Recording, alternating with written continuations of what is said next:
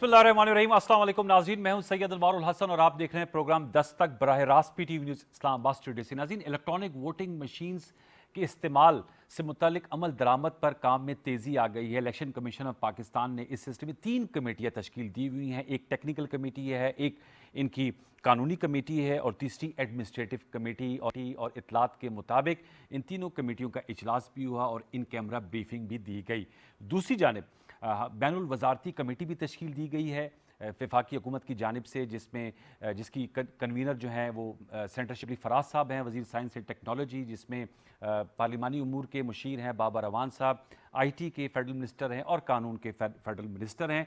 और आज उनका भी इजलास हुआ और उसमें उन्होंने जो बयान सामने आया है सेंटर शिबली फराज साहब का कि हुकूमत इलेक्शन कमीशन पाकिस्तान की मुकम्मल तौर पर मावनत करेगी। और उन्होंने बताया कि चाहे उन्हें अगर स्टोरेज फैसिलिटीज़ की ज़रूरत है, उन्हें लेबॉर्ट्रीज़ की ज़रूरत है, उन्हें टेक्निकल ट्रेनिंग की ज़रूरत है, उन्हें फ़िज़िकल इंफ्रास्ट्रक्चर इमारतों की ज़रूरत है, फेडरल गवर्नमेंट इलेक्शन कमीशन का साथ देगी। और इसके साथ साथ एक बड़ा फैसला भी आज हुआ है। हुकूमत पंजाब ने यह फैसला किया है कि जो आइंदा बरस मार्च में बल्दियाती इंतखाबात होने जा रहे हैं पंजाब में, वो इलेक्ट्रॉनिक वोटिंग मशीन्स के तहत कराए जाएंगे। और इस सिलसिले में जो पंजाब का लोकल बॉडीज़ एक्ट है, इसमें तरमीम की जाएगी और जो EVM है उसकी शिक को डाला जाएगा। और वैसे भी जब मैं आपसे मुखातिब हूँ बराह रास्त, तो जो 17 नवंबर को पार्लियामेंट का मुश्तरका इजलास हुआ था जिसमें 31 कानून पास हुए थे और EVM का शामिल था, आज सदर मुमलिकत डॉक्टर आरिफ अलवी साहब ने इन तमाम कवानीन की 31 कवानीन की तौसीक कर दी है, यानी कि इस वक्त ये लॉ ऑफ द लैंड हैं। अब ये एक्ट ऑफ लॉ में तब्दील हो चुके हैं आर्टिकल 75 के तहत। और कल वफाकी काबीना का इजलास था और उसमें भी ये बात सामने आई थी कि अब चूँकि कानून बन गया है, लिहाजा जितने भी ज़िमनी या बल्दियाती या आम इंतखाबात होने हैं वो इलेक्ट्रॉनिक वोटिंग मशीन्स के तहत होंगे। अलबत्ता अपोजिशन PMLN और पीपल्स पार्टी इनकी मुखालफत कर रही हैं। इस सियाको सबाक के साथ आज हम ज़रा गुफ्तगू करेंगे। हमें जिन नुमाइंदा शख्सियात ने ज्वाइन किया उनका तारुफ मैं आपसे करा देता हूँ। हमें बहुत खुशी है, एंड वी एन ऑर्डर to have with us Amir Kiani साहब, मरकजी सेक्रेटरी जनरल हैं पाकिस्तान तहरीक इंसाफ के, साबिक वफाकी वजीर हैं MNA। आपका बहुत शुक्रिया आमिर कियानी साहब कि आपने वक्त दिया। हमारे साथ बजरिया स्काइप मौजूद हैं farmer federal minister for commerce and defence, इस वक्त मेंबर कौमी असम्बली हैं, मरकजी कायद हैं, रहनुमा है PMLN के इंजीनियर खुरम दस्तगीर खान साहब, उनके भी हम बहुत शुक्रगुजार हैं। और हमें दौरान गुफ्तगू शहजाद चौधरी साहब ने ज्वाइन कर लिया है, air vice marshal retired noted political and defence analyst. Shahzad साहब ने भी स्काइप पे ज्वाइन किया, आपका भी बहुत शुक्रिया। तीनों मेजबान को फॉर्मल वेलकम।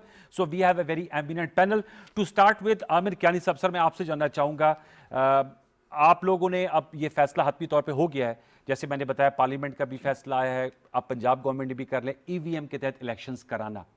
तो सर, इस हवाले से थोड़ा सा सवाल ये आ रहा है कि ये चूँकि इलेक्शन जब होने हैं, आम इलेक्शन, उस वक्त तो केयरटेकर सेटअप होता है, आप लोग भी नहीं होंगे, क्या कंसेंसस से अगर ये हो जाए तो बेहतर होगा? क्योंकि खुरम दस्तगीर साहब की जमात और कल यौम तासीस बिलावल भुट्टो साहब इनको मुख्तलिफ अलकाबात से नवाजते हैं EVM को।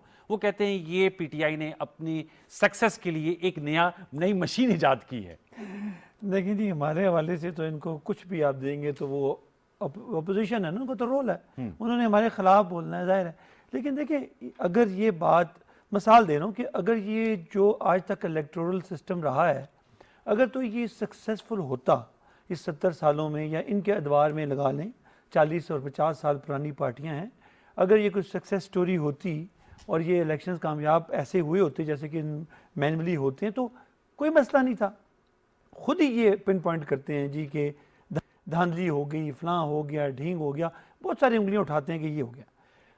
अब उसका इलाज क्या है? उसका इलाज बड़ा सिंपल है कि आपने टेक्नोलॉजी यूज़ करनी है। जैसे भी आपके स्टूडियो में बैठे हैं तो आपने अपग्रेड कर दिया, HD पे आ गए, तो टेक्नोलॉजी तो दुनिया में एडवांस हो ही रही है, लोग चांद तक पहुंच गए, टेक्नोलॉजी है। मैनिपुलेशन का इशू है नहीं, मेरे ख्याल में। प्रॉब्लम यह है कि इन्होंने इस चीज़ को पढ़ा नहीं। अब आपको पता है कि 2013 में जस्टिस नासरुल मुल्क साहब की सबराई में इलेक्शन कमीशन ने कमेटी बनी थी, कमीशन बना था, उसने EVM के हक में सारा दस्तावेजात जनाब बताए थे कि ये चीज़ें एडवांटेज है इसके करने में। आज मैं ये चाहता हूँ कि बात सिंपल है, ये इलेक्शन कमीशन का है और बड़ी रीजनेबल बातें इसमें लिखी हुई हैं कि स्टफिंग ऑफ बैलेट्स और काउंटिंग ऑफ बैलेट्स और फिर 15 से 20% एक्स्ट्रा बैलेट प्रिंटिंग, 20 से 25 अरब तो ये हर साल वैसे ही लगा देते हैं। 20 से 25 अरब बिल्कुल लग जाता है बेशक, आप चेक करें। और इस पे कितना तखमीना आना है? देखिए इस पे तो मशीन है ना, एट वन टाइम मैंने अभी मेरी शिबली साहब से बात हुई थी, वो कह रहे थे कि ये जो एग्जैजुरेटेड किस्म का बता रहे हैं जी $1 बिलियन, ऐसा नहीं है, हमें इसके लिए 50 to 60 बिलियन रुपीस चाहिए, 50 से 60 अरब। हाँ, जो कि हम हर साल वैसे ही ज़ाया कर देते हैं। 2 सालों का इलेक्शन बनाए तो ये बन जाते हैं। तो प्रॉब्लम ये है कि फिर स्टफिंग नहीं होती, फिर इसके बाद जब आप ये जो आइडेंटिफिकेशन 133 में वीडियो आई है, ये वोट खरीदो फरोख्त भी खत्म हो गया, वो रहेगी? देखिए खत्म होती है, वजह क्या है मैं बताता हूँ। देखिए एक तो जो स्टफिंग होती है ना, वो तो मुझे नहीं पड़ता, देखिए मुर्दों से ये वोट डलवाते रहे ना 15 लाख 20 लाख, वो कम से कम नहीं होगा। और जो स्टफिंग होती है क्योंकि वो कनेक्टेड होता है प्रिंटर, तो वो कट के जो स्लिप होती है वो उसमें ड्रॉप हो जाती है बॉक्स में। तो ये बड़ा सिंपल है। और सबसे बड़ी बात है हम क्यों करा सकते हैं, ये गुड लक है पाकिस्तान की। रीजन बीइंग जो सबसे मुश्किल काम है इसका डेटाबेस है। फॉर्चुनेटली हमारा नादरा का जो सिस्टम है दुनिया का बेहतरीन सिस्टम में से एक सिस्टम है, जो बेसिकली बैकअप होती है इस ईवीएम के लिए। अगर डाटा सिस्टम आपके पास डाटा ना हो तो फिर ये तो हो ही नहीं सकती। तो एक्चुअली जो फोर्स है इसके पीछे वो नादरा का इंफॉर्मेशन है हर बंदे की जो पाकिस्तान में है। तो ये एडवांटेज है। और इसी तरह के बहुत सारे मैं आपको पूरे ये 10 मैं इस पे सेकंड्स पे इस पे भी आते हैं, इसके मजीद एडवांटेजेस आपसे जानेंगे। खुर्रम दस्तगीर साहब, सर बताइएगा, आप तो बाय प्रोफेशन इंजीनियर भी हैं, टेक्नोलॉजी प्रोन ज़ाहिर बात है हर कोई होता है, आजकल का दौर है। सर आप समझते हैं जो आमिर कियानी साहब, और अब तो खैर ये कानून बन गया है, आज सदर साहब ने इसको साइन भी कर दिया, it has become a law. अब तो पंजाब की इलेक्शन, चूंकि आप लोगों ने लोकल बॉडीज भी लड़ना है, नून लीग एक बड़ी पोटेंट फोर्स है स्पेशली इन सेंट्रल पंजाब, वो भी ईवीएम से होंगे। खुर्रम दस्तगीर साहब। शुक्रिया अनवार साहब, आपने मुझे मदऊ किया। हम इस हुकूमत की लाई हुई इलेक्ट्रॉनिक वोटिंग मशीन को यकसर मुस्तरद करते हैं 3 बुनियादों पर। अच्छा। उसमें ना ही शफाफियत है, ट्रांसपेरेंसी, ना ही वेरीफाइबिलिटी, और तीसरा कॉन्फिडेंशियलिटी। अच्छा। जो इलेक्शन के जो तीनों अमल हैं वोट डालने के, उसमें सिर्फ एक में इलेक्ट्रॉनिक मशीन हमारी मदद कर सकती है, और वो है गिनने में, काउंटिंग में। उसके अलावा पाकिस्तान के जो इंतखाबी निज़ाम है उसे जो बीमारी लाहक है, इलेक्ट्रॉनिक वोटिंग मशीन उसका इलाज नहीं है। और अभी हमें चंद हफ्ते पहले इलेक्शन कमीशन ने डस्का NA-75 के इलेक्शन में एक रिपोर्ट दी। अब देखिए ना, जब हुक्मरान पार्टी के गुमाश्ते 20 प्रिजाइडिंग अफसर अगवा करेंगे, उसका हल तो ईवीएम नहीं। या हुक्मरान पार्टी के जो अपाज वुज़रा हैं वो जबरदस्ती पोलिंग स्टेशनों में घुसकर पोलिंग का अमल सुस्त करेंगे, ईवीएम उसका इलाज नहीं है। या सरकारी गुंडे जो हैं वो डस्का की गलियों में गोलियां चलाएं और उन्हें कोई पकड़ने वाला ना हो, उसका इलाज तो नहीं है ईवीएम। इसी तरह जो सरकारी वसाइल का बेदरेक इस्तेमाल है इलेक्शन से पहले, ईवीएम उसका हल नहीं। या ये अभी बड़ी वीडियोस निकाली गई vote buying, even vote buying का इलाज इलेक्ट्रॉनिक वोटिंग मशीन नहीं है। तो इलेक्ट्रॉनिक वोटिंग मशीन का एक बहुत ही महदूद रोल है, और यही वजह है कि ये जो और उसके जो प्रोसेस हैं, अभी हम कानून पास किया है जो प्रपोज करवाया गया है जॉइंट सेशन से, उसके अंदर भी अगर आप पढ़िए तो 2 अल्फाज हैं कि इलेक्शन कमीशन ने इलेक्ट्रॉनिक इस्तेमाल करते हुए सीक्रेसी और ट्रांसपेरेंसी इंश्योर कर, तो लिहाजा जो हुकूमत की बनाई हुई मशीन है अक्सर मुस्तरद कर। इलेक्शन कमीशन पाकिस्तान ठीक है लेकर आए, पहले टेक्नोलॉजी के ऊपर सियासी जमातों का कंसेंसस क्रिएट करे, सॉफ्टवेयर के ऊपर क्रिएट करे। अनवार साहब, इसमें चेन ऑफ कस्टडी का आज भी जब इसमें जिक्र हुआ है, चेन ऑफ कस्टडी का बहुत बड़ा इशू है कि आज तो बड़ा आसान है कि जी आप वोटिंग शुरू करने से पहले डब्बा खाली उठाते हैं, खाली करते हैं, करते हैं, दिखाते हैं कि जिसके अंदर कोई चीज नहीं है। लेकिन इलेक्ट्रॉनिक वोटिंग मशीन को चेक करना कि उसके अंदर प्री सेट की तरीके से आपकी वोट डाल ली दिए 30,000, वो कौन चेक करेगा शुरू होने से पहले? इस तरह की बहुत सारे मामले। ठीक है, या इस हुकूमत के ऊपर एतराज ये है अनवार साहब कि इन्होंने अभी तक इलेक्ट्रॉनिक वोटिंग मशीन को अवाम के ऊपर, सियासी जमातों के ऊपर ठोसने की बड़ी मजबून कोशिश की है, और हम उसको यकसर मुस्तरद करते हैं। ये जो ठोसना है कि जी जबरदस्ती हम कराएंगे। और एक बात, आखिरी बात करके फिर आपको आए हमारे दूसरे मेहमानों, 74 सालों में आज 1 दिसंबर को जब हम बैठ के ये गुफ्तगू कर रहे हैं जी, अर्ज पाकिस्तान पर किसी भी सतह का कोई भी इलेक्शन अभी तक ईवीएम से नहीं करवाया गया। और ये कह रहे हैं कि हम जो है इतना बड़ा इलेक्शन 22 करोड़ पाकिस्तान का चित्राल में भी कराएंगे, ग्वादर में भी कराएंगे, गुजरावाला में भी कराएंगे और ठट्ठा में भी कराएंगे। ये एक बहुत बड़ी कोशिश यही है, उनकी हुकूमत खुद बहुत बड़ा ये ठीक है। आपकी थोड़ी सी आपका मौकफ तो आ गया खुरम साहब, लेकिन आपकी ऑडियो का थोड़ा इश्यू आ रहा है। मैं रिक्वेस्ट करूंगा कि टेलीफोन पे आपकी ऑडियो ले लीजिए ताकि आपका मौकफ पूरी तरह, वैसे आपका मतन गुफ्तगू का आ गया है। मैं आपके पास आता हूं, लेकिन शहजाद साहब का भी इस पर नुक्ता नजर लेना चाहूंगा। शहजाद चौधरी साहब, सर आपको मेरी आवाज आ रही है? जी आ रही है सर। आप इस हवाले से बताएगा, आपने खुरम दस्तगीर साहब की भी ऑडियो सुनी होगी, उन्होंने जो अहम नुकात उठाए हैं वो कहते हैं वेरीफाइबिलिटी, कॉन्फिडेंशियलिटी, ट्रांसपेरेंसी, वो बड़े क्वेश्चन मार्क है और ये ठोंसा जा रहा है और इसको अपोजिशन मुस्तरद कर रही है। आमिर कानी साहब जो हैं वो कह रहे हैं कि ये इस वक्त ईवीएम जो है इससे ट्रांसपेरेंसी आ जाएगी और जो स्टफिंग ऑफ वोट होता है या जो लोग फौत हो गए उनके वोट डाले जाते हैं उस मामले का से छुटकारा हासिल हो जाएगा। Sir, where do you stand? देखिए, इसमें तो कोई शक नहीं कि टेक्नोलॉजी हमारी जिंदगियों का हिस्सा इंक्रीजिंगली बनती जाएगी। अब इसको हम रोक नहीं सकते इस प्रोसेस को। आज नहीं तो कल ये हमने इसको अपने प्रोसेसेस में, उसमें डेमोक्रेसी भी है, उसमें इलेक्शनरिंग भी है, इसको शामिल करना पड़ेगा। आपको ये पता है कि 2000 जब ओबामा का इलेक्शन हुआ था तो उस वक्त ये जो उन्होंने सोशल मीडिया को फर्स्ट टाइम इस्तेमाल किया अपने इलेक्शंस की कैंपेन के लिए जी। वो फर्स्ट टाइम एक ब्रॉडेस्ट, एक बहुत बड़ी थीम के ऊपर। लेकिन साथ ही साथ फिर जब 2016 का इलेक्शन हुआ तो उस वक्त ये ख्याल किया गया कि इस सोशल मीडिया को कहीं से बाहर से मैनिपुलेट भी किया गया है, जिसके अंदर के अमेरिका का जब नतीजा आया, रिजल्ट आया, तो उसको फिर क्वेश्चनेबल या कंट्रोवर्शियल बना दिया गया। तो ये तो हमारे साथ एक हकीकत के तौर पे अब चीज जुड़ी है टेक्नोलॉजी। मसला यूं आता है और ये आता है कि इसमें कोई शक नहीं कि बैलेट स्टफिंग हमारा सबसे बड़ा मसला है। और चाहे डस्का की मिसाल ले लें या किसी और जगह की मिसाल ले लें, और उस कॉन्टेक्स्ट में शायद ये जो मशीनें हैं जो कि सबको एक्सेप्टेबल हों, जो कि ऐसी उनकी टेक्नोलॉजी हो जो जिसको सब अप्रूव करें, तमाम पॉलिटिकल पार्टीज अप्रूव करें, हमें वहां जाना पड़ेगा। आज नहीं जाना पड़ेगा तो अगली हुकूमत के दौर में जाना पड़ेगा। लेकिन ये हमें कहीं ना कहीं पे जाके इसके ऊपर अपना एक कंसेंसस डेवलप करना पड़ेगा। लेकिन सिर्फ और सिर्फ वोट काउंटिंग की हद तक, बैलेट स्टफिंग को बचाने के लिए। बाकी जो मामला हैं जहां पर कि आप किस किस्म की फाइडेलिटी या किस किस्म की नेक-नीयती डिटरमिन कर सकते हैं वोटर की या वोट लेने वाले की, वो बाहर सूरत इंसानी कैरेक्टरिस्टिक्स और इंसानी खसलतों पे रह जाएगा कि जो इंसान इलेक्शन लड़ रहा है या जो इलेक्शन लड़वा रहा है वो किस तरीके से इसको लड़वा रहा है। तो मेरा ख्याल है कि ये इश्यूज रहेंगे, लेकिन कम से कम एक चीज कम हो जाएगी अगर हम सब उस पर यकीन कर लें कि वोट काउंटिंग जब होगी तो उसका नतीजा जल्दी मिल सकता है उस मशीन का जहां पर वोटिंग होगी। चंद सवालात हैं।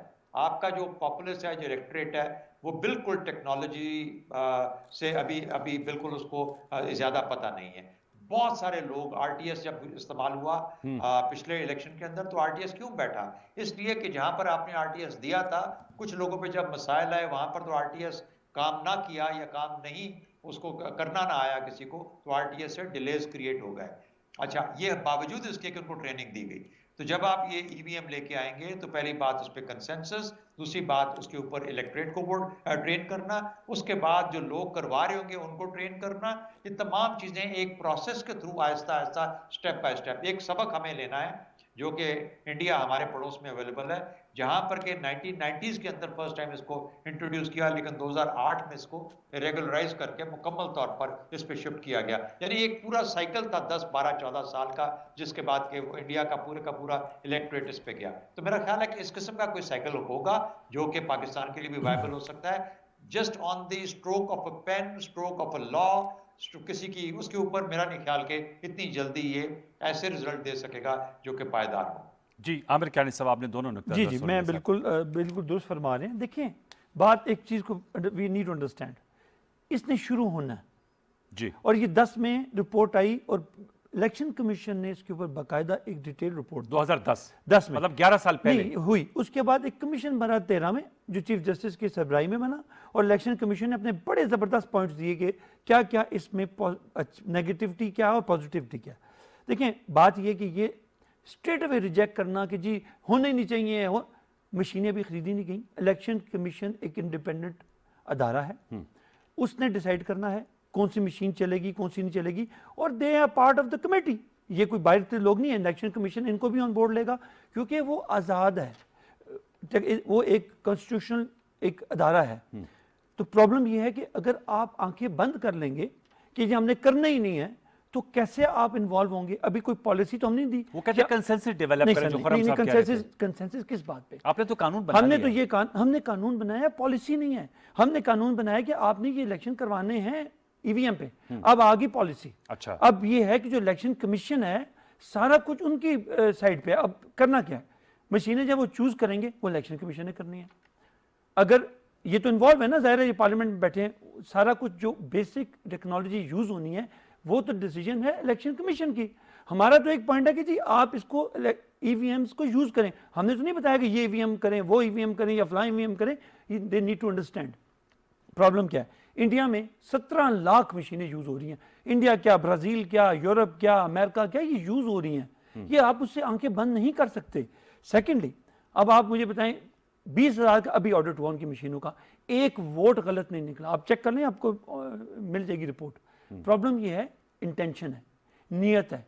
या तो मैं कहता हूँ हिस्ट्री बहुत हमारी ताबनाक है कि बहुत अच्छे इलेक्शन होते हैं। 74 साल में कभी नहीं हुआ, तो आप वन स्ट्रोक ऑफ पेन से कह रहे हैं कि पूरे पाकिस्तान के टूलो अर्ज में अच्छा, हो जाए। 74 साल ये फोन जब आया तो पहले हम घरों के फोन लगवाने के लिए 3 साल लगाते थे, क्यों में रहते थे, तो आज ये आया तो अब तो ये हर चीज पे आ गई है। देखिए ऐसी बात नहीं है, ये आंखें बंद कर लें टेक्नोलॉजी से। हमारे लिए ये नहीं है, ये हम ये चाह रहे हैं कि सबके लिए हो। और जब इलेक्शन कमीशन ही ने सारे फैसले करने हैं तो इनको खौफ किस बात का है? इलेक्शन कमीशन ने डिसाइड करना मशीन कौन सी यूज होगी, पैटर्न क्या यूज किया जाएगा, किस तरह करना चाहिए। ये इलेक्शन कमीशन इस पे इंडिपेंडेंट है। हमसे वो क्या मांगेंगे? रिसोर्सेज। हमसे क्या मांगेंगे कि हमें आप पैसे भी दें, बिल्डिंग्स दें, और हमें आप जो फिजिकल चीजें जो हैं वो हमें दें। बाकी जो फैसले हैं वो उन्होंने और करना है। आमिर साहब, क्या ये बलदियाती इंतखाबात जो मार्च में होने हैं, ये ईवीएम हो जाएगी? देखिए मैं आपको क्योंकि आज बताता हूं, पंजाब गवर्नमेंट ने फैसला मैं आपको किया। बताता हूं। देखिए वो अमलियत पसंदी पे पूछ मैं अमलियत पसंदी पे आता हूं। Doable है। अब मैं आपको बताता हूं। देखिए केपी के हो रहे हैं, क्या हो रहा है? केपी के उन्होंने डिवीजन वाइज कर दिए। अभी होगा एक आखिरी मार्च में हो रहा है केपी का। जी। तो आपको बड़ी अच्छी अपॉर्चुनिटी है कि आपके डिवीजन लेवल पे या 2 डिवीजन लेवल पे या रीजन लेवल पे अगर आप कराते हैं तो ये this is the good time, एक एक्सरसाइज हो जाएगी। कभी तो आपने शुरू करना है, ये सारी उम्र इसको बंद नहीं कर सकते। अब ये क्योंकि सिर्फ ऑपोजिशन में है, इन पे तो मन और सलवा भी उतार देना तो तब भी ये राजी नहीं होंगे क्योंकि ऑपोजिशन है। प्रॉब्लम ये है कि इनको ये चीजें, हम अगर ये ना करें तो गवर्नमेंट चुप करके बैठ जाए कि नहीं जी ये राजी नहीं है तो हम ना करें। गवर्नमेंट ने एक जो लीगल प्रोसीजर है, जो तरीकाकार है कैबिनेट का और सॉरी पार्लियामेंट का, उसके मुताबिक चलें। हमने वोटिंग कराई है। ठोस है आपने। नहीं, खुर्रम साहब कहते हैं ठोस का लफ्ज कैसे आया कि इनकी वोट ज्यादा थी हमारी कम थी? ठोस क्या होता है? जब मेजोरिटी वोट पे सारे फैसले होते हैं तो हुआ। अब ये जिद कर रहे हैं कि जी ये नहीं होना चाहिए क्योंकि हमने क्या है कि होना चाहिए। मैं फिर इनको कह रहा हूं कि ये इसमें काइंडली इन्वॉल्व हों और इसमें देखिए, मैं फिर कहूंगा कि सारे फैसले, बेसिक फैसले जो ना वो करने हैं इलेक्शन कमीशन और ये आपने हम नुकता उठाया। मैं खुर्रम दस्तगीर साहब, सर ये मुझे बताएगा, जो आमिर साहब ने तो कहा कानून बन गया है, पॉलिसी इलेक्शन कमीशन ने बनानी, और ज़ाहिर बात है उन्होंने 3 कमेटियां भी बना दी हैं इलेक्शन कमीशन ने। आज मैं पंजाब के चीफ इलेक्शन कमिश्नर का बयान भी मीडिया पे सुन रहा था। सर क्या ये बेहतर नहीं है? आपने कहा ना कि बहुत बड़ा मुल्क है और पाकिस्तान है, अगर बल्दियाती इंतखाब से इसकी इब्तिदा कर ली जाए, जैसे शहजाद साहब कह रही है, तो करना तो है ही, एक दिन इस पर आना है आप लोगों ने, तो पता चल जाएगा कि इसकी क्या फवायद हैं और इसके क्या इसमें ऐसे सुकम है जिनको दूर किया जा सकता है before the onset of next general elections. Khurram Dastgir साहब, और सर मुतबादिल भी बताइएगा, क्या अगर आप समझते हैं कि ईवीएम नहीं ठीक तो फिर क्या होना चाहिए? किस तरह ये स्टफिंग और काउंट जो घंटों प्रिंटिंग, एक्स्ट्रा वोट प्रिंटिंग, इसका हल फिर क्या आपकी दानिश में?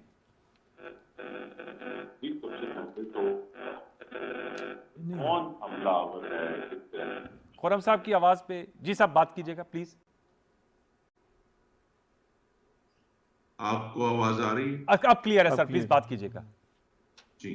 प्लीज। सबसे बड़ा सवाल ये है जी कि ये इस हुकूमत के वुज़रा जो हैं इलेक्शन कमीशन पर हमला आवर हैं। आजम सवाती साहब ने कहा ऐसे इदारों को आग लगा देनी चाहिए। फवाद साहब ने, जिस पे फिर उनको माफी मांगनी पड़ी, उन्होंने कहा कि इलेक्शन कमीशन ऑपोजिशन का माउथ पीस है, इलेक्शन कमीशन ऑपोजिशन का हेडक्वार्टर बन गया है। और अभी कल इन्होंने फरमाया काबीना की मीटिंग के बाद मैं एग्जैक्ट अल्फाज पढ़ देता हूं कि ईवीएम के जरिए इंतखाब ना कराया तो इलेक्शन कमीशन के फंड जारी नहीं करेंगे। तो ये हुकूमत खुद हमलावर है, और जब ये इस किस्म की बातें करते हैं तो अपोजिशन के जहन में शकूक और शुबहात पैदा होते हैं कि ये इन मशीनों के जरिए, जिनके बारे में अपोजिशन को कोई मालूमात नहीं है, जिनकी टेक्नोलॉजी का तयन आज तक नहीं हुआ, जिसके सॉफ्टवेयर का तयन आज तक नहीं हुआ, जिसके रीसेट करने का तयन आज तक नहीं हुआ, जिसकी चेन ऑफ कस्टडी, ये सारे लीगल अल्फाज मैं इस्तेमाल कर रहा हूं, चेन ऑफ कस्टडी डिटरमिन करने का जो तयन है वो नहीं हुआ, ट्रांसपेरेंसी और सीक्रेसी का यकीनी बनाने का तयन आज तक नहीं हुआ। जब ये जबरदस्ती आके कहते हैं, आज शेख रशीद साहब ने भी फरमाया कि उन्होंने कहा जी हम तो कराएंगे, और उन्होंने कहा हम तो 80 जो ऐसे हल्के हैं जहां ओवरसीज वोटिंग होनी है वो हम उनके जरिए हम वो जीत जाएंगे। तो जब हुकूमत इस किस्म के बयान देकर इलेक्शन कमीशन पर हमला करके अपोजिशन के दिल में और सोच में शकूक व शुबहात पैदा करते हैं, ये जरूर हो सकता है कि जैसे रावलपिंडी शहर है उसके एक हल्के में ट्राई कर लें, जरूर करें, बड़ी खुशी से करें। और ये बात वो है जिसको इलेक्शन हमने मुस्लिम लीग नून ने जब 2017 का इलेक्शन एक्ट पास किया था, जिसको पीटीआई हमने मुतफिका तौर पर वो कानून पास हुआ था, उसके सेक्शन 103 में लिखा गया था कि भाई इलेक्शन कमीशन जो है इसको इलेक्ट्रॉनिक वोटिंग मशीन्स को और बायोमीट्रिक वेरिफिकेशन को का पायलट प्रोजेक्ट करें। अभी वही 103 है जिसको अभी अमेंड किया है, इन्होंने बुलडोज किया है।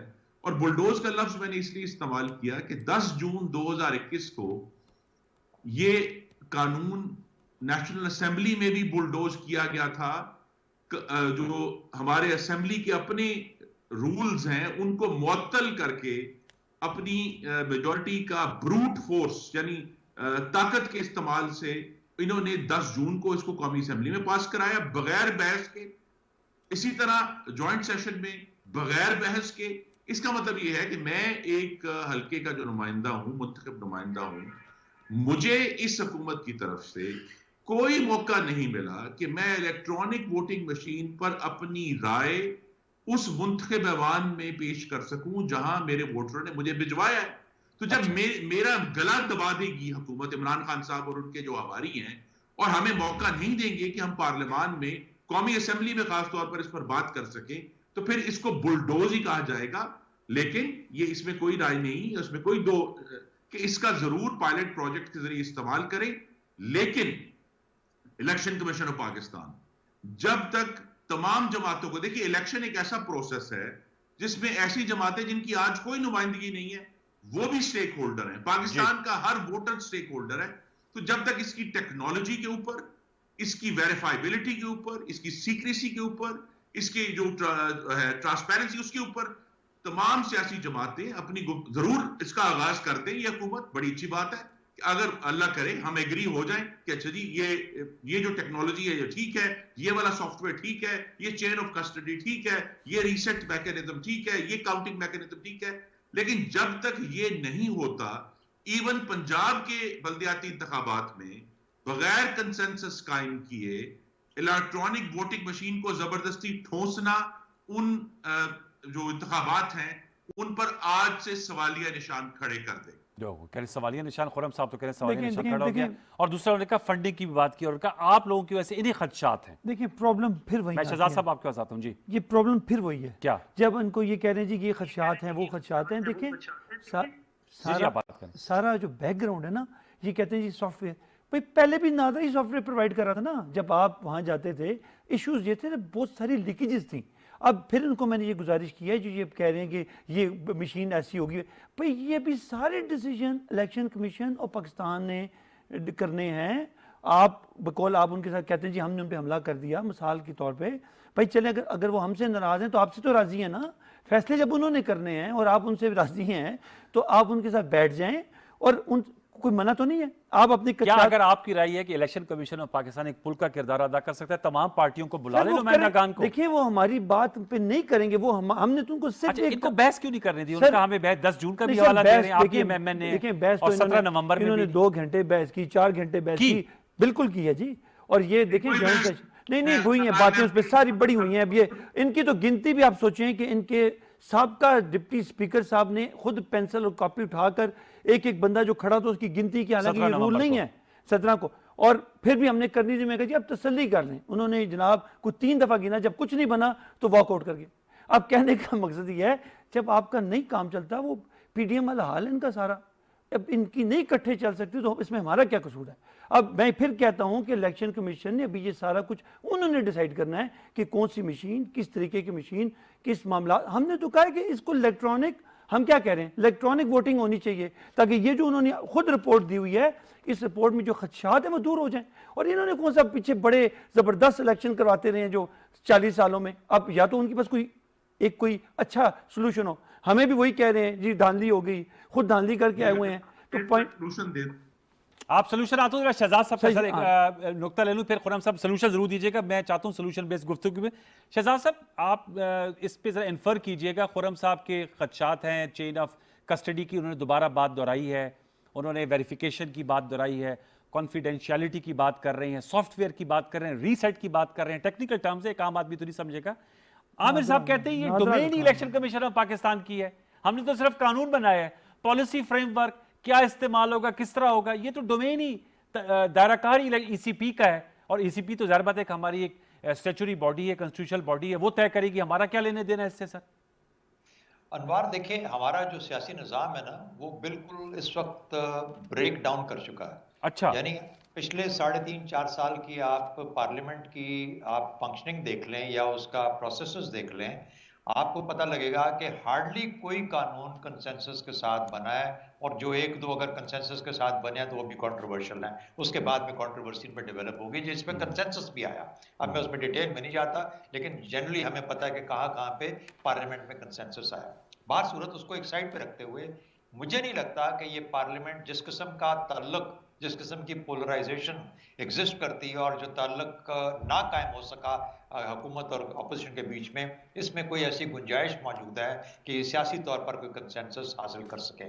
हैविंग सेड दैट, बिल्कुल बात जायज़ है कियानी साहब की कि ये हुकूमत जो है इसका काम बॉल को आगे रोल करना है, इन्होंने बॉल को आगे चलाना है, खड़े नहीं हो जाना, वरना हम 1.5 साल पहले ही बहुत पीछे जा चुके हैं इकोनॉमिकली, हम प्रोसेसेस के अंदर भी पीछे चले जाएंगे जबकि टेक्नोलॉजी और दुनिया आगे चलती जा रही है। लेकिन उसका तरीका बहुत ज़बरदस्त है।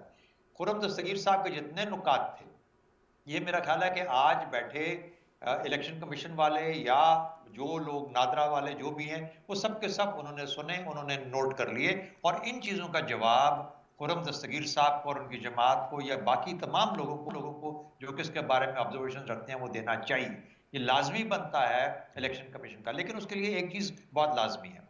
पहली बात यह है कि आमिर कियानी साहब जिस शद्दोमत के साथ या पीटीआई की हुकूमत जिस शद्दोमत के साथ इसकी ओनरशिप लेती है, लॉ बनाने के बाद, कानून बनाने के बाद, अपना काम करने के बाद, अब ये मुकम्मल तौर पर बराए मेहरबानी हैंड ओवर कर दें election commission of Pakistan. Election commission of Pakistan को हैंड ओवर करने के बाद ये उनकी जिम्मेदारी बनती है कि वो किस तरीके से, किस प्रोसेस में, किस शेड्यूल के तहत, किस मुनासिब स्टेप्स के थ्रू इसको दुनिया पाकिस्तान भर में लागू करेंगे। और उनका फर्ज बनता है कि उन तमाम सवालों का जवाब जो कि खुर्रम दस्तगीर साहब ने उठाए हैं, तमाम पार्टीज को बुला के उनके जवाब दिए जाएं, और इलेक्शन कमीशन ऑफ पाकिस्तान की जिम्मेदारी होनी चाहिए कि वो दे। प्रॉब्लम ये हो रहा है कि आपस की पोलराइजेशन की वजह से खुर्रम दस्तगीर साहब के जो ऑब्जर्वेशन हैं उसका जवाब कियानी साहब देने की कोशिश करते हैं, जो खुर्रम साहब नहीं मान रहे। इसलिए पाकिस्तान और पाकिस्तान के अवाम और पाकिस्तान की प्रोसेस, लेकिन ये सिर्फ एक हिस्सा है। जब आप टेबुलेट करते हैं, जब आप आरटीएस इस्तेमाल करते हैं, जब आप पोल से पहले वोट खरीदते हैं, जब आप पैसे दे के वोट खरीदते हैं, तो इस किस्म के मसाइल, अलबत्ता अगर हम किसी तरीके से इस मुनासिब तरीके से चल पड़े तो मुझे उम्मीद है कि 2, 3, 4 इलेक्शनों में बाकी लोग जो हैं वो भी इससे यूज्ड टू हो जाएंगे, और शायद बेहतर अंदाज में इलेक्ट्रेट भी और वो लोग भी जो कि इलेक्शन जीतना चाहते हैं या लड़ना चाहते हैं, एक मुनासिब फेयर तरीके से इलेक्शन लड़ पाएंगे। एक इनिशिएशन जरूर होनी चाहिए, और इसकी जिम्मेदारी इलेक्शन कमीशन ऑफ पाकिस्तान को लेनी चाहिए। हुकूमत अब कदम पीछे हटा ले, जिस तरीके से डिपेंड करती है वो डिपेंड ना करे। Let the election commission of Pakistan depend this. Fairlie put up. मैं दोनों आप लोगों ने इस पर आपकी राय लूंगा। आमिर साहब, एक तो जो शहजाद साहब ने कहा कि आपने खुद कहा प्रोग्राम में कि हमारा काम कानून बनाना था, वो हमने बना दिया, आज वो लॉ ऑफ द लैंड बन गया, अब इसकी ओनरशिप ईसीपी के पास होनी चाहिए, ऐसा ही है? मैं इनकी बातों से 100% मुत्तफिक हूँ। आप देखिए, ये एक चीज़ ध्यान में रखें, इलेक्शन कमीशन के पास जो अख्तियारात हैं आप सोच भी नहीं सकते। वो हमसे पैसे भी डिमांड करें election, we are bound to give them the money. मिसाल दे रहा हूँ, अगर वो तो फवाद चौधरी साहब की स्टेटमेंट का मैं एक हवाला दे मिसाल रहे हैं। सर, वो मैं एक मिसाल दे रहा हूँ, वो अगर वो इलेक्शन कमीशन प्रोएक्टिवली रोजाना के बेसिस पे या हफ्ते के बेसिस पे, महीने के बेसिस पे ब्रीफिंग दे तमाम लोगों को कि जी ये प्रोग्रेस हो रही है। देखिए मैंने कहा अभी ग्राउंड खाली है, पिच उन्होंने तैयार करनी है, हमने कहा यहाँ मैच कराना है, अब सारा उन्होंने ग्राउंड तैयार करना है। अब वो इंडिपेंडेंट है, ना कानूनी कोई उनके ऊपर पाबंदी है। अच्छा डेटाबेस मैंने जैसे मुनाजरा दे रही है। मौजूद है, कोई इतना बड़ा इशू नहीं है, लेकिन हमें इस रास्ते पे चलना पड़ेगा, तब जाके आहिस्ता जो खुरम साहब ने कहा कि ठीक है एक पायलट प्रोजेक्ट कर लें। पिंडी देखिए में आपका पायलट शहर प्रोजेक्ट और- इन्होंने हरिपुर में भी हुआ था, और ये हरिपुर मैं में। फिर रिपोर्ट आपको दे रहा हूँ। देखें कोई बड़ी बात नहीं है, इंडिया छोड़ के बड़ी दुनिया की सबसे बड़ी मैं कहता हूँ सारी डेमोक्रेसीज को मिला लें तो इंडिया गलबन एक है। तो मैं सिर्फ ये कह रहा हूँ कि हम जो अगर तो कामयाब पीछे रहे होते 70 साल तो ठीक था, चल रहा था, काम चलता रहता। जब हम एक दूसरे के दस्तों गिरबां होते हैं और ये इलेक्शनों में लोग मरते भी हैं, प्रॉब्लम्स भी आती हैं, तो इसको आहिस्ता आहिस्ता क्यों ना बेहतर किया जाए, क्यों ना इसको एक ज़ाहिर है। अच्छे रुख पे चलाया जाए। दस्तगीर साहब की अगर बातें बिल्कुल ठीक है, लेकिन इलेक्शन कमीशन तो एक अलग अदारा है, ये इनकी एक कमेटी बने, उनकी अपनी बना के उनसे मिले, ये जो उनसे पूछें क्या प्रॉब्लम है। खुरम साहब ये जो आपने उठाया, क्योंकि मैंने इंट्रो में कहा था, आपने सुना होगा कि इलेक्शन कमीशन ने टेक्निकल कमेटी बनाई है, एडमिनिस्ट्रेटिव कमेटी बनाई है, लीगल कमेटी बनाई है। तो आपने वो चेन ऑफ कस्टडी की बात की, तो मेरे ख्याल में बेहतरीन मौका है कि लीगल कमेटी जवाब दे दे, टेक्निकल कमेटी सॉफ्टवेयर रीसेट के बारे में जवाब दे, एडमिनिस्ट्रेटिव कमेटी इनकी प्रोक्योरमेंट के हवाले से कौन सी मशीनें आएंगी। तो सर ये सवालात और ये मुकालमा जैसे शहजाद साहब कह रहे हैं, ईसीपी से अगर आपका हो जाए तो आपकी फिर तसल्ली और तशफ़ी तो हो जाएगी ना सर। जी, मैं शहजाद चौधरी साहब को सराहना भी चाहता हूँ, उनकी बात को दोहराना चाहता हूँ।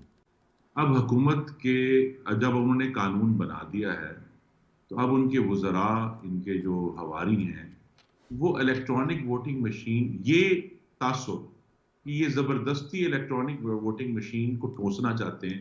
अगर खामोश रहेंगे और हम सब को मौका मिलेगा कि हम इलेक्शन कमीशन के जरिए अपनी राय उसमें शामिल कर सकें। ये जो कहना ना कि जबरदस्ती जी हम लोकल बॉडीज का इलेक्शन ईवीएम से करा देंगे, भाई जो असल सवालात हैं उसके ऊपर उनका तो आपने जवाब नहीं दिया ना। मैं एक और सवाल भी उठाना चाहता हूं। इलेक्शन कमीशन ने अभी NA 45 करक में एक इलेक्शन हुआ जिसको हुक्मरान जमात ने जीता। उसकी रिपोर्ट में लिखा गया कि जो PTI के कैंडिडेट थे उन्होंने उस इलेक्शन में धांधली की पुलिस और स्पेशल ब्रांच के अफसरों से मिलकर। ये इलेक्शन कमीशन ऑफ पाकिस्तान कह रहा है। अब जब पुलिस और स्पेशल ब्रांच के अफसरान जो हैं वो हुक्मरान पार्टी के साथ मिलकर धांधली करेंगे तो इलेक्ट्रॉनिक वोटिंग मशीन तो इसका इलाज नहीं वो है। तो जुज है ना सर, ईवीएम तो जुज है ना, कुल तो नहीं है ना। एक जो अहम बात है, क्योंकि बार बार हिंदुस्तान की एग्जाम्पल दी जा रही है, जर्मनी में इलेक्ट्रॉनिक वोटिंग मशीन को 2009 में गैर आईनी करार दे दिया गया था उनके सुप्रीम कोर्ट ने।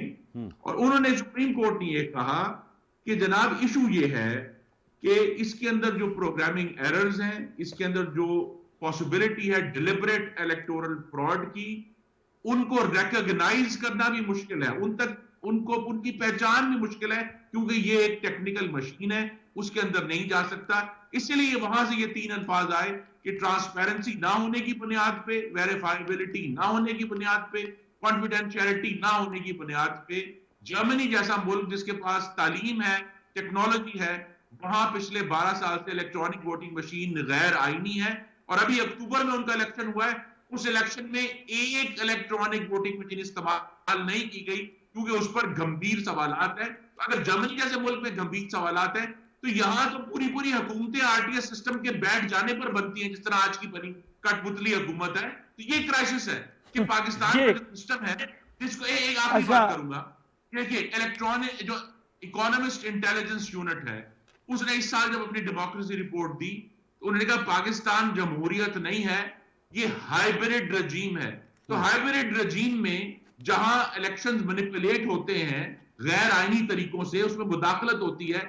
तो जब हम इलेक्ट्रॉनिक वोटिंग मशीन को उस नजर से देखते हैं कि ये आरटीएस के बाद एक दूसरा औजार होगा जिसके जरिए पाकिस्तान के अवाम का वोट चोरी किया जाए। जी क्या नहीं साहब? जी अच्छा, बड़ी इंटरेस्टिंग बात है। इनका माइंडसेट तो अब आपने पढ़ लिया कि ये नहीं चाहते कि इलेक्शन कमीशन से बैठकर कोई बातचीत की जाए या डिस्कशन की जाए और उनके साथ जो उनके खदशात हैं दूर की नहीं। उन्होंने स्टेट अवे जर्मनी चले गए, वो जर्मनी से और यही 3 अल्फाज उनका वहीं से आए हैं। हाँ, जर्मनी चले गए कि ये हो ही नहीं सकता। ये नहीं पता कि जो ममालिक इसमें कर रहे हैं, ब्राज़ील है, यूएस है, अमेरिका, ये बाकी यूरोपियन ममालिक हैं, भारत सबसे बड़ा है, बहुत सारे। मैं आपको लंबी लिस्ट दूंगा जो कामयाब डेमोक्रेसीज हैं, ऐसी बात नहीं। अब एक मिनट, अब इनका माइंडसेट क्या है? ये फंस गए हैं अब शिकस्त खुर्दा हालत में, ज़हनी तौर पे शिकस्त खुर्दा, ठीक है। इनका बेचारों का हाल ये है कि बेचारों ने बड़ी मुश्किल से पीडीएम बनाई, वो भी एक बुरी तरह पिट गई। अब अपोजिशन फारग हो चुके भाई, अभी तो 800 का जलसा करके फारग हुए हैं। इनकी जो इनका प्रॉब्लम क्या है? ये चाहते हैं जैसे पहले रेडीमेड हमें गवर्नमेंट मिल जाती थी, वो मिल जाए। अब प्रॉब्लम यह है कि मैंने इतनी तफसील से कहा कि भाई इलेक्शन कमीशन, और ये कहते हैं उनके खिलाफ हैं। वो की बात कर रहे थे। सर देखें, वही बात कर रहे हैं ना, सोल्यूशन तो नहीं दिया कि वहां धांधली हुई, हम मान लेते हैं हर जगह होगी धांधली। सोल्यूशन क्या दिया आपने? क्या यही जो हो रहा है वही होता रहे? यही तो प्रॉब्लम है इनकी कि इनका जुबान पे बात कुछ हो रहा है और पीछे दिमाग में बात कुछ हो रहा है। प्रॉब्लम इनका यही है, ये कभी भी इसीलिए कामयाब नहीं हुए, पाकिस्तान को भी कामयाब इन्होंने 40 साल में होने नहीं दिया। रीज़न बीइंग ये कि ये इनका माइंड सेट ही औलाद का और मफाद की सियासत है इनकी। बस इनके बच्चों ने आना है, अब उसमें सियासत अगर प्रॉपरली ये बाशऊर मुल्क हो जाए और टेक्नोलॉजी भी यूज़ होना शुरू हो जाए तो ये जो औलाद और मफाद की सियासत तो ख़त्म हो जाएगी। इसमें तो फिर जमहूरियत जो दुनिया में होती है वो होगी। अब इन्होंने तो बादशाह सलामत या उनकी औलाद के जो गाने हैं वो तो ज़रूरी है। अब प्रॉब्लम यह है कि इस बात में क्या प्रॉब्लम है कि भाई आप खुद कहते हैं जी आपने इलेक्शन कमीशन, उनको आप डिफेंड करते हैं जी इलेक्शन कमीशन के खिलाफ ये बोल दिया, चलें भाई हम मान लेते हैं कि वो हमारे खिलाफ ही सही इलेक्शन कमीशन आपके साथ तो राजी है ना, तो आप उनके साथ बैठ के ये मामला तय कर लें। हमने मना तो नहीं किया, हम तो ये कह रहे हैं इलेक्शन ये हैं, ये देखें ये इनका कोई इशू नहीं है। ये डिफेंड करने के लिए सिर्फ मैंने कहा ना, बादशाह सलामत को डिफेंड करने यहाँ बैठे हैं, कोई और रोल नहीं है। ये नहीं चाहते कि कुछ चीज़, इन्होंने मुर्दों की वोट भी दिलवानी है, इन्होंने बाकी जो इन्होंने अपने लोगों के अंदर जो जली वोटें बनानी है वो भी, क्योंकि 40-50 साल की ट्रेनिंग है। अब ये चीज़ उनको हर्ट करती है कि ये ज़ाहिर इलेक्ट्रॉनिक है, फिर इसमें पेपर ट्रेल है। अब ज़ाहिर ग्रेजुअली वो इंप्रूव होगा। पाकिस्तानी 1 करोड़ बहर है लेकिन उस पर भी तकलीफ है। कह रहे हैं कि वो कह रहे हैं ना अब तो साहब ने कहा कि 80 या 40 हल्के हैं, इसको छोड़ दें, समुद्रवार पाकिस्तानी के वोट पड़ जाएंगे आप लोगों को। मैं कहता हूं सब में हो। प्रॉब्लम यह है कि ओवरसीज पाकिस्तानी का राइट नहीं है जो $30 बिलियन भेजते हैं आपको सालाना, क्या उनका हक नहीं है कि वो वोट डालें? ये मैं इनसे पूछता क्या प्रॉब्लम है? मैं शहजाद साहब से एक और सवाल उठूंगा। शहजाद साहब इसका जवाब दीजिएगा। सर ये इन्होंने खुर्रम साहब ने किसी इकोनॉमिस्ट इंटेलिजेंस कोई इदारा है या रिपोर्ट का हवाला दिया और हाइब्रिड रिजीम के तस्करा किया और उन्होंने कहा कि यार आरटीएस बैठाया गया और नहीं, डेमोक्रेसी इंडेक्स है, डेमोक्रेसी इंडेक्स है। इस पे शहजाद साहब इसका सर इसका काउंटर क्या हो सकता है? और ज़ाहिर बात है ये जो खदशात है इनके जहनों में, अजान में, इसका अजाला कैसे, ये इस तासुर को कैसे ज़ाहिर किया जा सकता है? इस तासुर का ज़ाहिर इस तरीके से हो सकता है कि खुर्रम दस्तगीर साहब जैसे पॉलिटिशियन जो है ना, उनकी तादाद हमारे सियासत में बढ़नी चाहिए। पढ़े लिखे, समझदार, बुर्दबार और बात दलील के साथ करने वाले और इस तरीके से मामला को आगे लेके चलने वाले के बजाय इल्ज़ाम तराशी के हम ऐसी गुफ्तगू कर सकें जिससे कि हमारा सियासी अमल जो है उसकी अपनी रिलायबिलिटी और क्रेडिबिलिटी रीस्टैब्लिश हो। जहां हमारी हुकूमतें परफॉर्म नहीं करती और उसकी बेशुमार वजूहात होंगी, बेशुमार वजूहात होंगी, सिर्फ करप्शन नहीं है लेकिन उसके अंदर बहुत सारा ऐसे मामला भी हैं जो नाअहली से मुतल्लिक हैं, जो नालायकी से मुतल्लिक हैं, जो रिसोर्स ना होने की वजह से हैं, जो सही वक्त पे फैसला ना करने की वजह से हैं। उसकी वजह से जब हुकूमतें लेस देन ऑप्टिमल परफॉर्म करती हैं तो स्पेस क्रिएट हो जाती है। कभी उसमें एक अदारा आपको कुछ कहता है, कभी एक वहां बैठे हुए कोई कोर्ट जो है वो कि चीनी की कीमत कायम कर देता है। तो आप हैरान होते आते हैं कि वो काम जो कि पार्लियामेंट के और हुकूमत के करने वाले थे वो अदालतें क्यों कर रही हैं या वो कोई और अदारा इंटरफेयर करके क्यों उसके अंदर शामिल हो रहा है। तो मेरा ख्याल है कि इसका हाइब्रिड निज़ाम जो है, हाइब्रिड निज़ाम का मतलब सिर्फ ये नहीं है कि इमरान खान की हुकूमत और फौज, इसका मतलब ये भी है कि नवाज शरीफ साहब की हुकूमत और फौज और अदलिया और नवाज शरीफ साहब और पीपल्स पार्टी और कोई और मिल मिला के ये सब का सब हाइब्रिड ही चलेगा। जब तक कि हमारी पॉलिटिक्स की क्रेडिबिलिटी उस तरीके से लेवल पे एस्टैब्लिश नहीं हो जाती जहां पर कि इसके जीतने वाले का एतमाद अपने तौर पे बहाल हो, हारने वाला ये समझे कि वो जेन्युइनली आ रहा है, ये माशरा उस लेवल पे ना पहुंच जाए जहां जर्मनी वाले ये कह सके कि ईवीएम की जरूरत नहीं है हमें और हम उसके बगैर भी वोट डालेंगे तो वोट माना जाएगा। उस किस्म का माशरा जब वहां तक नहीं पहुंचेगा, उस वक्त तक हमारी सियासत भी उस लेवल पे नहीं पहुंचेगी। और जब तक वो सियासत नहीं पहुंचेगी, यहाँ पे तमाम हाथ मिलके ही इस मुल्क को आगे लेके चलते रहेंगे, क्योंकि जरूरत होगी कभी एक हुकूमत की, कभी किसी की, कभी किसी की, और कभी किसी इदारे को किसी हुकूमत की जरूरत होगी, जो कि हर वक्त होती है। बात सूरत ये एक ऐसा सब्जेक्ट है जिसको कि हम आज इस एक निशस्त में रिजॉल्व नहीं कर सकते। हमारी तारीख भरी पड़ी है, लेकिन ये एक कंटिन्यूम है, ये एक बाकायदगी के साथ काम चल रहा है। इसके लिए मेरी नजर में, मेरी अपनी राय है कि जब तक हमारी सियासत क्रेडिबल नहीं होती, उस वक्त तक ये हाइब्रिड निजाम कायम रहेगा। हाइब्रिड निजाम कायम रहेगा। खुर्रम साहब, मैं चाहूंगा सलूशन दीजिएगा, और समुंदरवार पाकिस्तानियों की वोटिंग राइट्स के हवाले से ज़ाहिर बात है आप लोगों का जो इलाका है सेंट्रल पंजाब के, बहुत से लोग जो हैं वो ओवरसीज़ हैं, पाकिस्तान के दीगर इलाकों में भी हैं, और ये मैं एग्री विद आमिर कियानी साहब कि हमें उनके डॉलर, हम उसको एसेट बताते हैं, 30 अरब डॉलर, लेकिन वोट देने के लिए हम जो है वो गुरेज़ा हैं। तो इस ड्युअलिटी पे भी बताइएगा, इसकी क्या ये दो अमली नहीं है सर? ये अगर डॉलर कबूल है लेकिन वोट कबूल नहीं?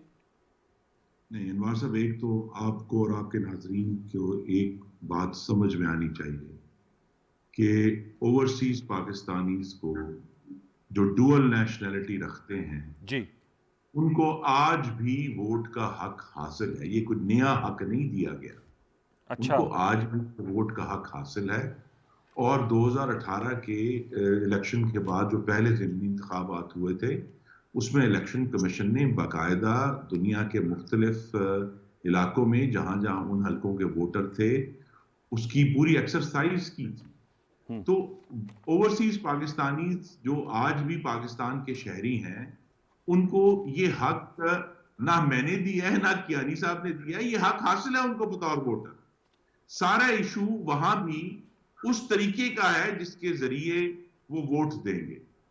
उनका हक फाइक है, वो पाकिस्तान के शहरी हैं और वोटर, लेकिन जो तरीके का जो प्रपोज किया जा रहा है, जो एक पूरा अलहदा सब्जेक्ट है कि अभी इलेक्ट्रॉनिक वोटिंग मशीन के ऊपर हमारा कंसेंसस नहीं है और आपस में एक बहुत इख्तलाफ है, तो इंटरनेट वोटिंग तो उससे भी कई हजार गुना जो है वो गैर महफूज है।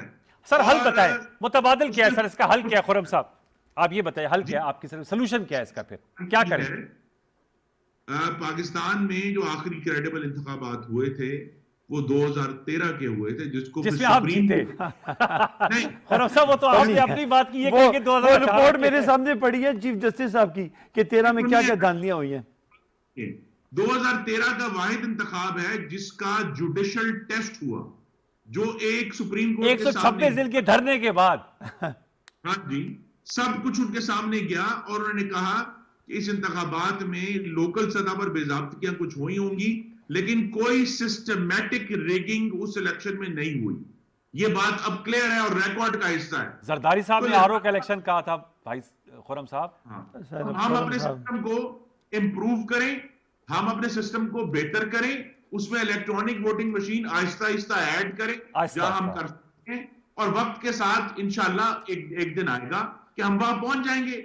लेकिन जब ये कोई भी हुकूमत इस टेक्नोलॉजी को पाकिस्तान के अवाम पर ठोंसने की कोशिश करेगी, सियासी जमातों को जबरदस्ती इस पर बात करेगी, इलेक्शन कमीशन को फंडिंग रोकने की धमकियां देगी, कह रहे तो ये सेक्रेटरी जनरल है, कह रहे हैं फंडिंग तमाम हम देंगे और हम रोक ही नहीं सकते। अभी कहा है उन्होंने, मिनिस्टर साहब ने खुद भी कहा है अपना। सर वो कह रहे 2013 का जो इलेक्शन था ना, देखिए वो तो मजाक का, देखिए वो कह रहे आपके सामने, कहते हैं उसमें कोई मुनज़्ज़म धांधली नहीं हुई। शुगल के लिए ठीक है। अब बात ये है, अब ये पाकिस्तानी ओवरसीज जो पाकिस्तानी हैं, इनकी जो बात कर रहे हैं, ये जो उनकी बात कर रहे हैं, देखिए कितना मजाक है कि कहते हैं जी उनको राइट दिया गया। आपके सामने कहते हैं वो राइट है। देखिए सुने, एक आम आदमी वहां से ये गुजरांवाला जाते जाते इनको बड़ी प्रॉब्लम होती है, या मुझे कि अपने हल्के में जाते हैं, ये सोच रहे हैं कि वहां से वो 4 लाख का टिकट कटवाएं, यहाँ पे आए, मतलब ऐसा राइट दिया जाए, एक मिनट, ऐसा राइट दिया जाए कि जो राइट हो ही ना, मतलब आपको इजाजत भी हो और आप कर भी ना सकें। ये मैं तो हैरान हूं, अगर इंटरनेट, दुनिया में इंटरनेट यूज नहीं हो रहा, क्या सिक्योर इंटरनेट यूज नहीं होते, क्या आपकी शिनाख्त से वोटिंग नहीं होती, मतलब ऐसी बातें करें जो आज से शायद 500 साल पहले या 100 साल पहले या 50 साल पहले तो की जा सकती थी।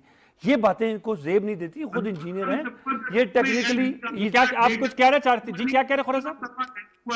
पाकिस्तान के बैंक्स हैक हुए, तो अगर एफबीआर और कह रहे हैक हो जाते हैं, सर सिस्टम हैक देखिए, हुए हैं, एफबीआर का सिस्टम हैक दुनिया हुआ है, में बैंक्स। देखें, अगर ये बात है कि आपने खौफ ही डालना है दुनिया में, फिर अमेरिका के भी सिस्टम हैक हुए, ये नहीं होता।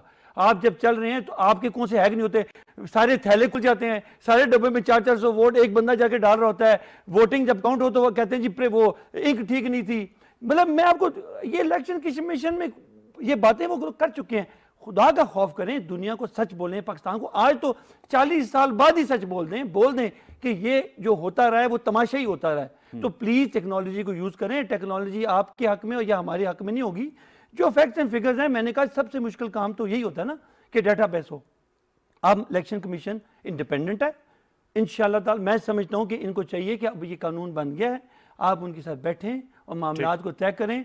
बाकी आप सड़कों वाला माल आप भूल जाएं, क्यों सड़कें आप के नापने के लिए रह गई हैं, इकट्ठे करने के लिए नहीं रही। इकट्ठे करने के लिए नहीं रही। वक्त मेरा खत्म हुआ जाता है।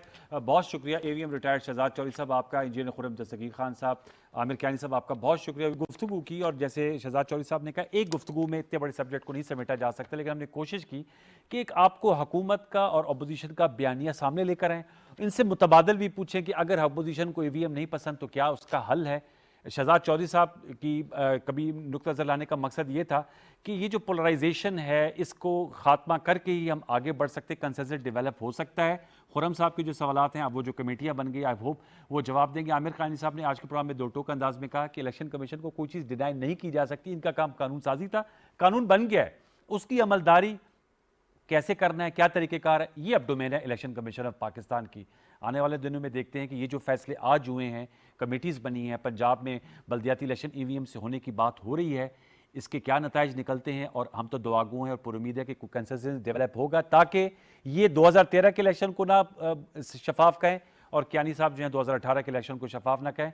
तमाम इलेक्शन में अगर कुछ इश्यूज़ हुए वंस फॉर ऑल उनको हमें रिजॉल्व करना होगा, तब हम आगे बढ़ सकते हैं एज ए नेशन। और जर्मनी की मिसाल भी हम उस वक्त ही देते हुए अच्छे भी लगेंगे। प्रोग्राम में आपको गुफ्तगू कैसी लगी, फेसबुक और ट्विटर पर अपनी राय का ज़रूर इजहार कीजिएगा। कल तक के लिए सैयद अनवारुल हसन और प्रोग्राम दस्तक की टीम को इजाज़त दीजिए। अपना बहुत सा ख्याल रखिए। अल्लाह ने के बाद।